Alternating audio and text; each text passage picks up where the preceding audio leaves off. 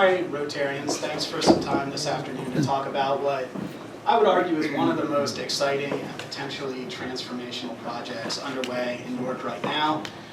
Part of our team, Danielle Stehman from Buchhart Horn, is with us as well. She's going to handle part of the project, so we're sort of tag teaming this morning.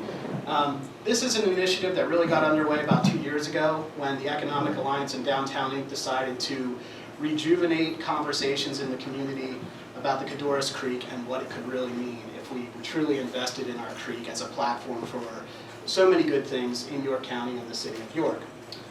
So we teamed up with Buchhart Horn and C.S. Davidson to help us move beyond vision to what could actually happen given the conditions on the ground, the constraints of hydrology, engineering considerations. And we have now spent the last 2 years working through that process. Going into it, we knew that people have been trying to do this for 100 years. In 1907, the firm that Frederick Law Olmsted, the creator of Central Park, was a part of, came into York, said, you know what, you guys need a promenade along this creek. You also need to green and landscape the banks of the Codorus. In a lot of ways, he was ahead of his time. He was talking about the York Heritage Rail Trail, which has come to fruition. We'll have a golden spike moment about fall 2020 with that being completed. But the second piece of that vision has not come true, and that's really what this project is about. What can we do within our levied system to make it green and attractive and beneficial to everybody? So 1907, and here we sit in 2019. We also know that in the meantime, historic floods have caused loss of life, property damage, the displacement of entire neighborhoods within the city of York. But we also know that in recent decades, folks have come together in creative ways to think about how can we finally get beyond the flooding, the water quality, the lack of access due to the levee system that's managed by the Army Corps of Engineers, and really think about what this Codorus can mean for our community. So in launching our effort, we didn't want to ignore that 100 years of effort, all those great conversations, all those community meetings, the great planning that's been done by some of the folks in the room today. We also realized that the Codorus Creek in recent years has become a platform for economic development. So we've seen more than $150 million of new development within the Codorus Creek corridor.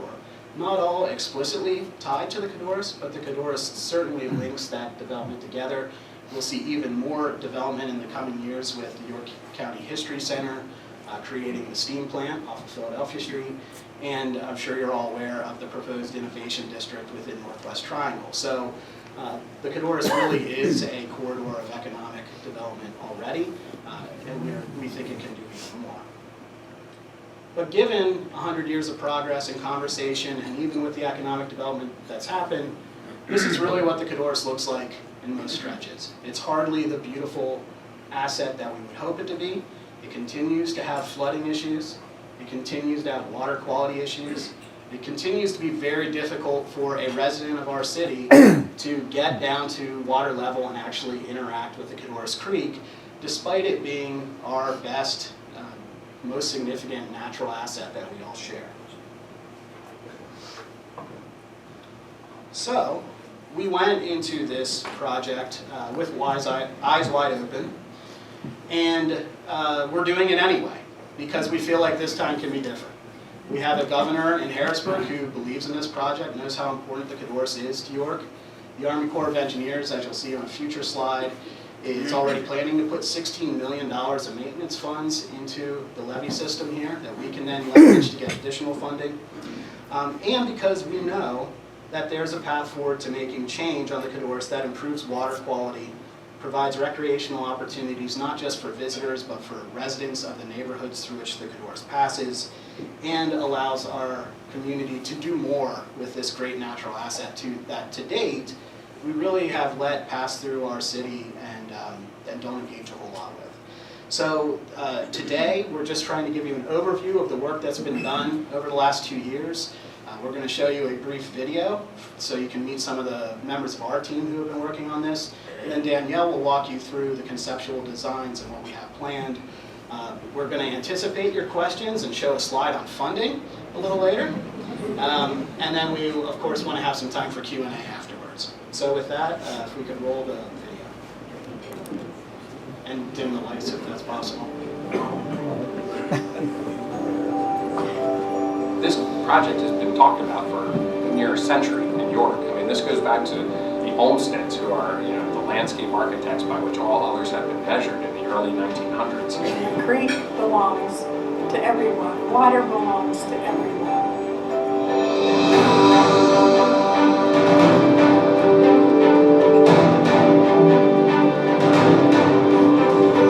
What we actually did was look at census data to determine what are our opportunity enclaves. Basically, what areas of the city could be most impacted by investment. Public infrastructure in our community is an asset for everyone. So we have a lot of private property in any given downtown or city, but there's very few assets that the entire community can enjoy. We have to remember that our creek is a flood protection. It protects all those investments that we're making with public and private dollars. So in this case, the infrastructure is stormwater management, it's flood mitigation, and so the Codorus project actually meets a number of our goals for the city while creating a commons that people can come to.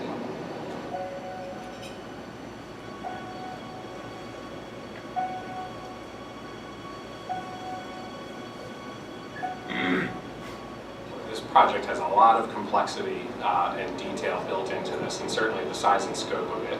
You're looking at environmental improvements, infrastructure improvements. So the infrastructure that we build should last for generations, and it's beholden on us to ensure that whatever we create is cared for in perpetuity.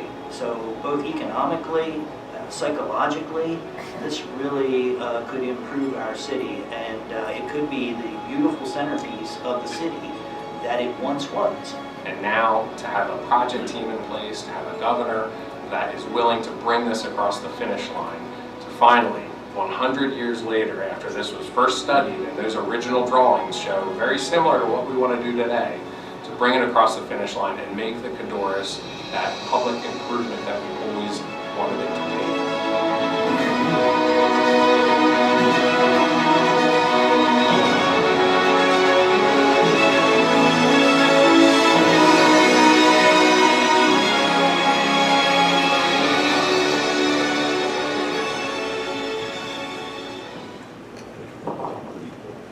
Okay, so I'll review the design a little bit. If you'd like to refer to these cards that are placed on the table, on the back we give a few thumbnail images of what this could look like at various places along the creek. So the scope of the whole project is 1.4 miles. It starts in the south on Grantley Road, and south is actually to the right hand of this slide. North is to the left. And then the northern boundary is up around where the stadium is. So obviously this goes through the entire length of downtown, and there's various enclaves at this creek corridor where we can treat it a little bit differently depending on where we are. So there's two main questions that we looked at in designing this. The first was really, what is the context?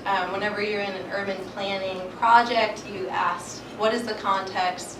And then secondly, what are we really trying to achieve? And we brought a study committee together to help define those two things for us.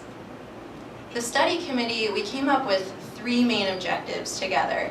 The first was really bringing the public down to the water's edge. We've seen where this is successful in other cities, nationally, even globally. So what that does is it takes what was kind of an industrial sewer at one point in our history and really returns it to a public amenity.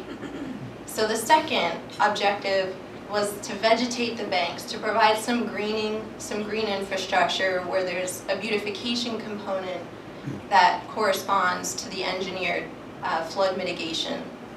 Then the third was to provide a recreational amenity. So not only does this become a corridor through which you can access different points along it, but this also becomes a place where you could imagine running or biking, and it really becomes a component of the rail trail in that you now have a loop on both banks, trails on both banks.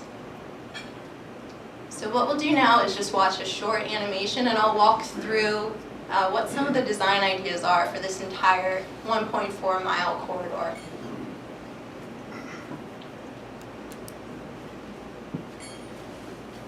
This animation was done by AB Sketches, and Tony Billett is with us today. I just want to point that out.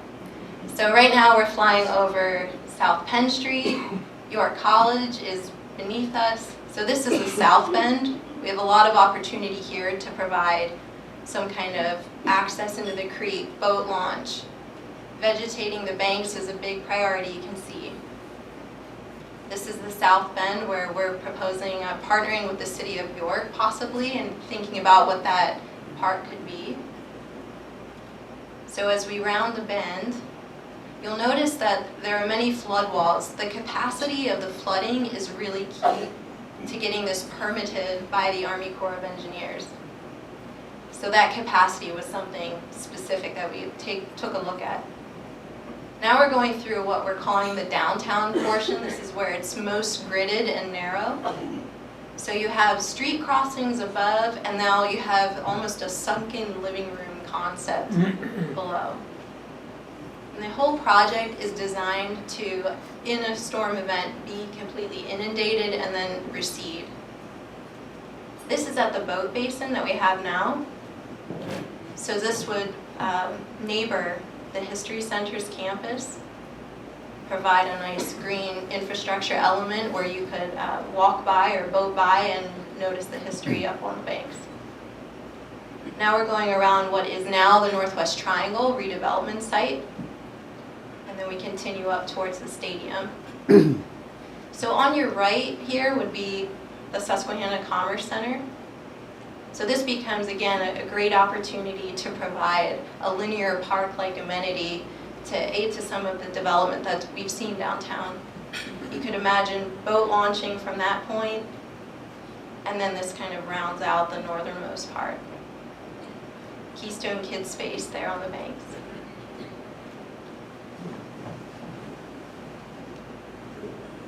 Okay, so Silas will talk about the funding. So some good news. On the left, you can see funding we've raised to date, a little over $7 million for this project. I'll just be very candid and say that, right now we have conceptual design, so it's hard to get a good handle on cost, but we're looking somewhere in the ballpark of $60 million to complete this entire project. Obviously, that's over as long a span of time as it takes to finish all these phases and assemble a really complex stack of funding to get to that point. But we've broken it down into phases that are fundable, and I'm happy to say that that first phase, which you'll hear about in a moment, is funded through this secured funding. So we have a path forward in terms of actually getting this project started now.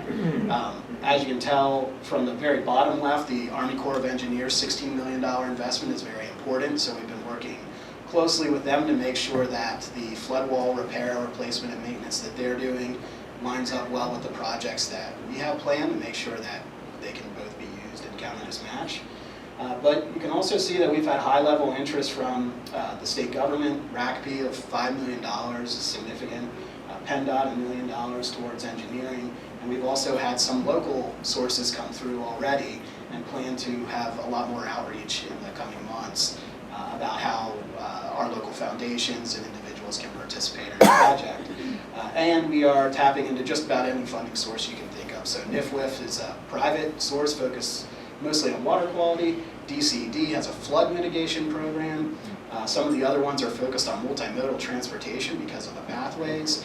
We even have some that are more geared towards the kinds of plants that you would end up in your riparian zone. So we are leaving no funding source unturned, and we think that because this is a complex project, that also gives us the ability to draw from a lot of different sources. So the great news is we have significant funding in hand right now to be able to move forward. The even better news is we get to be creative and come up with the rest. Okay, so we've been asked many times, what is the first thing that we will see? So as of now, many of you may remember that the abutment beneath the West Philadelphia Street Bridge last year at around August, we had heavy rains, and that structure failed. It was around 80 years old. It was probably up for maintenance with this new round of maintenance that the Corps is doing. So that placed that section of flood wall into a more critical priority than we originally anticipated, even when we were going through the study committee. So although the study committee, collectively we decided maybe it made the most sense to start upstream and work down. The Corps of Engineers, meanwhile, wanted to replace this flood wall between West Market and West Philadelphia Street as soon as they could, seeing what happened last year. So now, phase one is this, because of that reason. One of the big, I would say, the critical component of what we're proposing is that the hydraulic model, which basically says how fast does that watershed percolate and how fast and what quantity of water needs to move through this channel in a flood event. So those quantities are defined by the Corps of Engineers, and we must prove that we meet that. In order to meet that, the channel needs to be widened. So what we're proposing is moving this flood wall back into what is now a parking lot. So that's the first thing that you may see is work on that wall, and this then lends itself to a much nicer amenity for the History Center as well, for the Hard Bargains sculpture commemorating the Articles of Confederation as well. Okay. Project partners, many of these individuals are here today, many sitting in these 2 tables. So what we really tried to do was kind of take a sampling of all different people who have worked on this corridor over the years. Some of our sub-consultants I wanted to recognize as they contributed great work to this project thus far. And I will plug a community meeting that we have tomorrow night at 6 p.m. at Shiloh Baptist. This, again, we're trying to define what recreational amenities are really needed by the community and what would people like to see as part of the process. So really where we're at now is, as you can see, trying to push forward as fast as we can on getting the first phase underway so that we stay in alignment with the Army Corps of Engineers and we can fully leverage their match that they're investing into this project. But we're also just trying to wrap our heads around what the whole project looks like and help the community understand what we have planned. So this will be the 3rd public meeting that we've had. We're trying to have them in neighborhoods that are closest to the Codorus and would be impacted hopefully in a positive way in terms of new access to the creek that wasn't there before, and folks that might have the most questions because they're not sitting in rooms like this one. If you have an organization and you're wondering about the project, or you serve in another group and you'd like to hear a presentation, Danielle and I are definitely making the circuit. This is our 3rd Codorus thing today. We have 2 tomorrow, so we are your Codorus people. We can answer a lot of your questions and definitely want to help people understand the potential of this project to really change things for York in terms of public health, public transportation, aesthetics, and of course just the water quality and flooding mitigation that the Codorus has always provided. With that, I think we have a little time for questions. Yes, sir. Silas, does this project or funding in any way address the water clarity or turbidity? So the things that it will do, it doesn't. Oh, sure. Will it any way address the look of the water, the clarity of the water?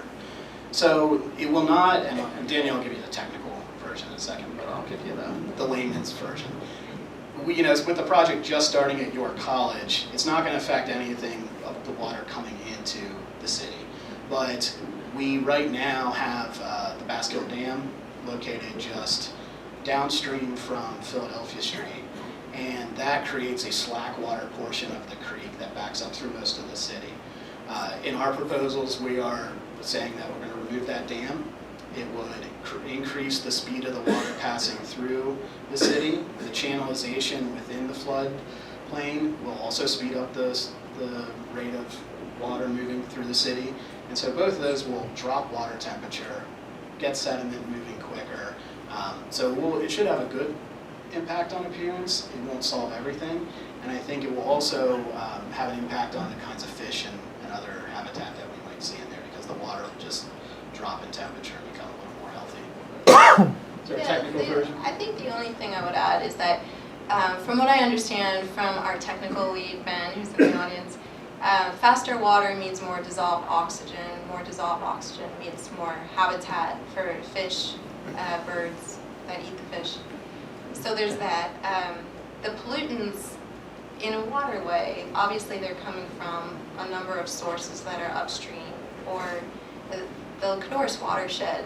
It takes up most of southwest York County, going all the way back to Lake Marburg, if you trace it upstream. So a lot of those agricultural uses and even industrial pollutants are what's causing the water quality. So this will address what we can at this section, although those pollutant sources would still be there. And, you know, just from a stormwater management perspective, and this is something that Ben's introduced to my mind that I hadn't been thinking of before, you know, we are bringing the creek tighter, which actually creates more of a floodplain, which allows water to be absorbed in a way that when water is just flat, almost like on a lake, water falling directly into the water is pretty much some of the worst in terms of stormwater that you can get. It's just directly into a waterway. So we're creating how many acres of new riparian? 10 acres of new riparian buffers within the city of York that wouldn't be possible if we didn't make some of these investments. So we think that's real positive. What is the anticipated start date and completion date for that phase 1 section that you were talking about? We got off a conference call.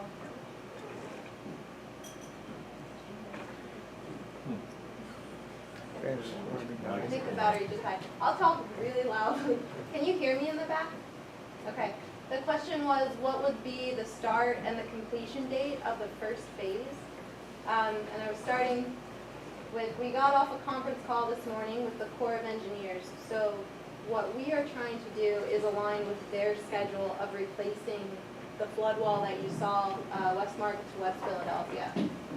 So long answer, we don't know exactly, but kickoff probably in the next 1 to 2 years for construction of that portion. I'm not sure what to say on completion. Completion of the whole project, I don't know. To what degree is the Codorus now built to in terms of year flood plain, year flood versus what the Corps of Engineers want, and when the project is finished, to what year floodplain will be built to? Yeah, I can answer that. The question was what year flood, meaning the 5-year, 10-year, 500-year, was the Codorus channel built to accommodate? And then I think what would it... What was the Corps of Engineers require, yeah, and what will be built to? Okay, the answer quantitatively is 24,000 CFS plus 3 feet of freeboard. That's based on... Okay, so that means freeboard is basically clear space that if you could imagine a tree floating under a bridge could get through. That number is based on the 1933 flood, which was the worst flood on record prior to Indian Rock Dam being put in. That was actually the event that initiated the congressional order for the Corps of Engineers to come and do this flood project. It's that CFS plus 25%. So obviously, since 1933, we've had so much more development that how quickly that channel fills up in a rain event changes over time. You can imagine if there's a parking lot now there, that water runs off much quicker. So we recalibrated that, and what we found was that if we looked at 80 years of rain gauge data that we could find from gauges associated with the dam, there was actually this shift in what we did call the 200-year flood. The less frequent flood is now the 100-year. What we did call the 500 is less than that now. So we have more frequent events, and we have heavier inundation in a quicker time frame event. So what we still are mandated to meet is the original congressional order from the 40s. That is the 24,000 CFS plus 3 feet of freeboard. That's the answer. Yeah. Did that answer your question? Well, can you equate that to a year flood? At the time, I believe that was the 200 year. Is that correct? Currently the 100 years. Oh, the 100 year.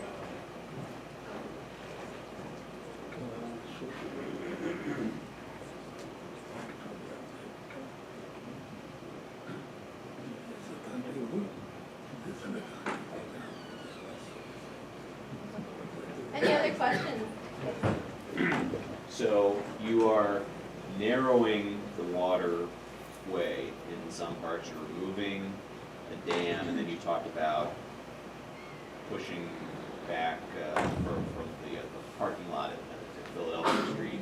And so all of that is designed to speed up the water flow so that there is less likelihood of flooding, which would allow for you to have those other green parts. Right. And that's the gist of what you're talking about. Yeah. I'll repeat the question. It was, so what we're proposing is deepening the channel, hastening the water, also widening the channel. And so I guess your question was really, how does that help the flooding situation?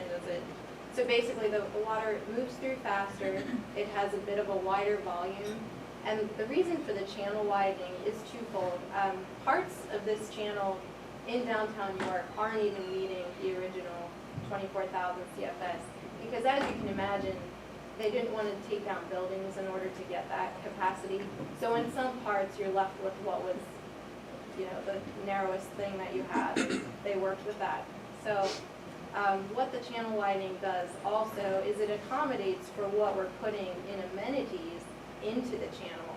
Meaning when we have a trail and it's filled up halfway up the bank so that it doesn't flood, we need to accommodate for that extra ground that we're including in there. Does that make sense? A little more sense? Okay, great. Yes? So I've heard some people compare this project to what was done in Greenville, South Carolina, and some other places. The big difference, well, there are several, but one of the big differences in Greenville is that it's about the same size body of water, but it's called a river. So as a marketing guy, I have to ask, why isn't somebody talking about calling the Codorus a river, which makes it psychologically an amenity instead of just a creek? If everybody raises their right hand in this room right now and swears to call it the Codorus River, you'd save $100,000 in marketing. Look, I'm glad you say that though, because we have been talking a lot about what do you call this project, and we started calling it, when you're talking to grant makers, the Codorus Creek Beautification Project, which from a marketing perspective, doesn't roll off your tongue. So we've been talking about ways to, whether it's through a public process of some type, gather some ideas about how we can talk about this a little bit more, in a more savvy way, in a way that really appeals to the public. And maybe the difference between creek and river is part of that conversation, so it's not a bad observation.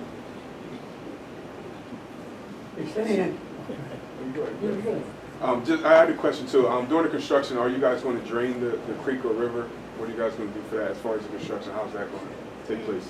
That's a good question. The question was, during construction, do we need to drain the river? What you typically see is, it's called dewatering.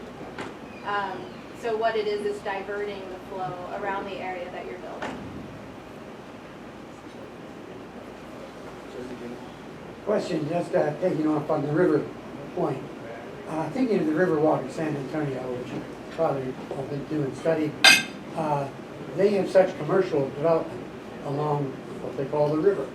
I don't see any commercial establishment in any of this, or any of that in the plans for restaurants, even small hotels, or something to really draw people into the area. Yeah, I think it's going to be, he asked, if you go to some of these other urban riverfront areas and river walks, there tends to be a lot of retail and dining along and none of our renderings are showing that right now. I don't think we're precluding that something like that could happen, but it's also going to be a balance in York where we are not starting with a clean slate, and I don't think that's a bad thing.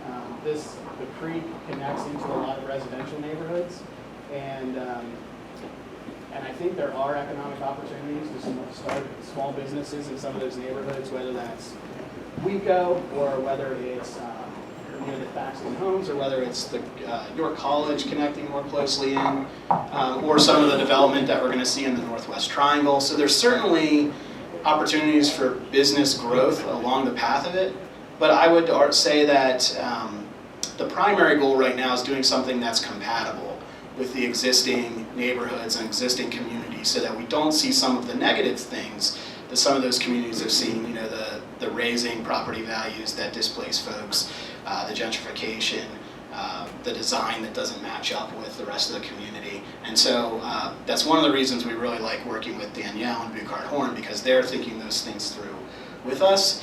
And from an economic development or an economic alliance perspective, we're confident that some of those benefits will come through, but it's just not the primary motivator right now.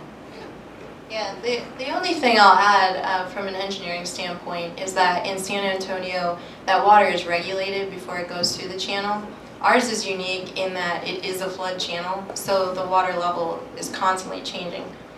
I see Brian there, so I'm going to tell you. There's a survey at the bottom of this. We do own the URL, Codorus Creek, PA, so maybe we should change it to river.com. We would really appreciate your input into that survey, and that would help us with our current study. Thank you.